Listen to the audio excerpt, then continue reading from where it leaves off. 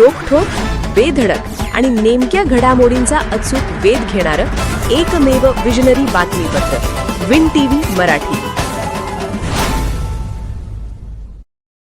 महिलांचे सर्व क्षेत्रात मोलाचे योगदान. सौ विनीता पाटील. सावित्रीबाई फुले यांनी स्त्रियांना शिक्षणाची दारे खुले करून दिली.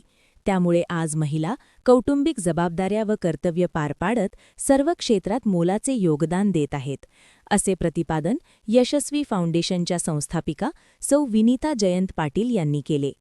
त्या प्राथमिक आरोग्य केंद्र, बोरपाडळे, तालुका पन्हाळा येथे महिला दिनाच्या कार्यक्रमात प्रमुख पाहुण्या म्हणून बोलत होत्या. त्या पुढे म्हणाल्या, भूतकाळात डोकावून पाहिले असता जिजाबाईंपासून इंदिरा गांधीं यांच्यापर्यंत अनेक महिलांनी आपले कर्तृत्व सिद्ध केले आहे. महिलांना संधी मिळाल्यास त्या उल्लेखनीय कार्य करू शकतात. त्यामुळे आजच्या महिलांनी आपल्यातील क्षमता ओळखून योग्य प्रकारे कार्य केल्यास त्या निश्चितच यशस्वी होतील. यावेळी डॉक्टर गौरव गोपाळ पाटील यांचा सत्कार सौ विनीता पाटील यांच्या हस्ते प्रा. विनोद बाबर लिखित आता थांबायचं नाही हे पुस्तक भेट देऊन करण्यात आला.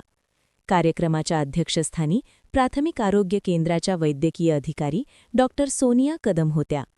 त्यांनी सांगितले की महाराष्ट्र शासनाने 14 ते 15 वर्ष वयोगटातील मुलींसाठी HPV लसीकरण सुरू केले असून ते गर्भाशयाच्या कर्करोगाच्या प्रतिबंधासाठी उपयुक्त आहे.